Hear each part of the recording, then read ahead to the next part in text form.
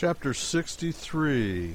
On a certain bright morning, the islands hove in sight, lying low on the lonely sea, and everybody climbed to the upper deck to look. After 2,000 miles of watery solitude, the vision was a welcome one. As we approached, the imposing promontory of Diamond Head rose up out of the ocean, its rugged front softened by the hazy distance, and presently the details of the land began to make themselves manifest. First the line of beach, then the plumed coconut trees of the tropics, then cabins of the natives, then the white town of Honolulu, said to contain between 12 and 15,000 inhabitants spread over a dead level, with streets from 20 to 30 feet wide, solid and level as a floor, most of them straight as a line and few as crooked as a corkscrew. The further I traveled through the town, the better I liked it. Every step revealed a new contrast, disclosed something I was unaccustomed to. In place of the grand, mud-colored brown fronts of San Francisco, I saw dwellings built of straw adobes and cream-colored pebble and shell conglomerated coral, cut into oblong blocks and laid in cement. Also a great number of neat white cottages with green window shutters.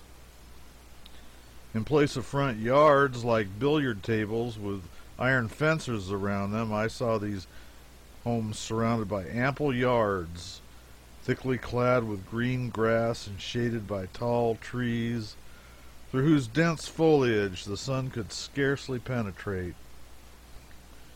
In place of the customary geranium, kalia lily, etc., languishing in dust and general debility, I saw luxurious banks and thickets of flowers, fresh as a meadow after a rain and glowing with the richest dyes. In place of the dingy horrors of San Francisco's pleasure grove, the willows, I saw huge-bodied, wide-spreading forest trees with strange names and stranger appearance, trees that cast a shadow like a thundercloud and were able to stand alone without being tied to green poles. In place of goldfish wriggling around in glass globes, assuming countless shades and degrees of distortion through the magnifying and diminishing qualities of their transparent prison houses, I saw cats, tomcats, Marianne cats, long-tailed cats, bob-tailed cats, blind cats, one-eyed cats, wall-eyed cats, cross-eyed cats, gray cats, black cats, white cats, yellow cats, striped cats, spotted cats, tame cats, wild cats, singed cats, individual cats, groups of cats, platoons of cats, companies of cats, regiments of cats, armies of cats, multitudes of cats, millions of cats, and all of them sleek, fat, lazy, and sound asleep. I looked on a multitude of people, some white, in white coats, vests, pantaloons, even white cloth shoes made snowy with chalk, duly laid on every morning. But the majority of the people were almost as dark as Negroes, women with comely features, fine black eyes, rounded forms inclining to the voluptuous, clad in a single bright red or white garment that fell free and unconfined from shoulder to heel, long black hair falling loose, gypsy hats encircled with wreaths of natural flowers of a brilliant carmine tint. Plenty of dark men in various costumes, and some with nothing on but a battered stovepipe hat tilted on the nose and a very scant breech-clout. Certain smoke-dried children were clothed in nothing but sunshine, a very neat-fitting and picturesque apparel indeed. In place of roughs and rowdies staring and blackguarding on the corners, I saw long-haired, saddle-colored Sandwich Island maidens sitting on the ground in the shade of corner houses, gazing indolently at whatever or whoever happened along. Instead of wretched cobblestone pavements, I walked on a firm foundation of coral, built up from the bottom of the sea by the absurd but persevering insect of that name. And with a light layer of lava cinders overlaying the coral, belched out of the fathomless perdition long ago from the seared and blackened crater that stands dead and harmless in the distance now. Instead of cramped and crowded streetcars, I met dusky native women sweeping by, free as the wind on fleet horses and astride with gaudy riding sashes streaming like banners behind them. Instead of the combined stenches of Chinatown and Brandon Street slaughterhouses, I breathed the balmy fragrance of jasmine, oleander, and the pride of India. In place of the hurry and bustle and noisy confusion of San Francisco, I moved in the midst of a summer calm as tranquil as dawn in the Garden of Eden.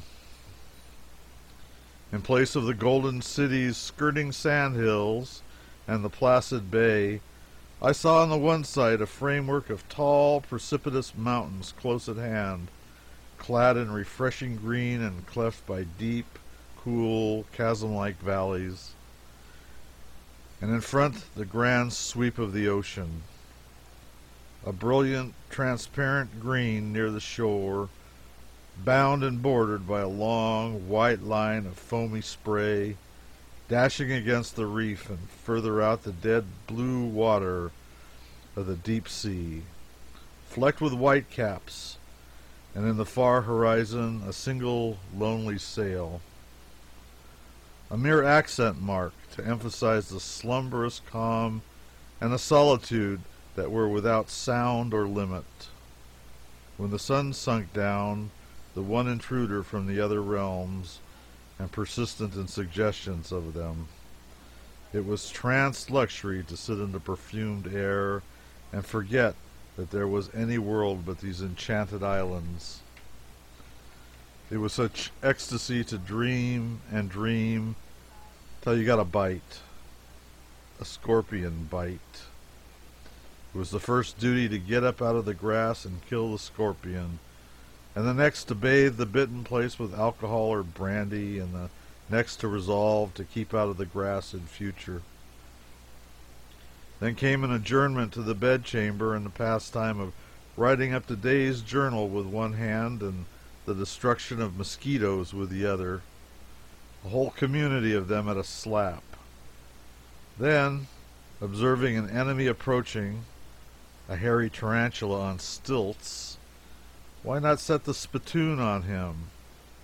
It is done, and the projecting ends of his paws give a luminous idea of the magnitude of his reach. Then to bed, and become a promenade for a centipede with 42 legs on a side and every foot hot enough to burn a hole through rawhide. More soaking with alcohol and a resolution to examine the bed before entering it in future. Then wait and suffer till all the mosquitoes in the neighborhood have crawled in under the bar, then slip out quickly, shut them in, and sleep peacefully on the floor till morning. Meantime, it is comforting to curse the tropics in occasional wakeful intervals. We had an abundance of fruit in Honolulu, of course: oranges, pineapples, bananas, strawberries, lemons, limes, mangoes, guavas, melons, and a rare and curious luxury called a chirimoya, which is deliciousness itself. Then there is the tamarind. I thought tamarinds were made to eat, but that was probably not the idea.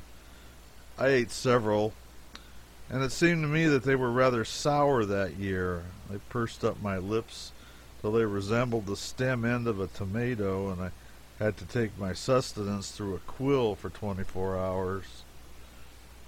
They sharpened my teeth till I could shave with them and gave them a wire edge that I was afraid would stay. But a citizen said, "No, it will come off when the enamel does," which was comforting at any rate.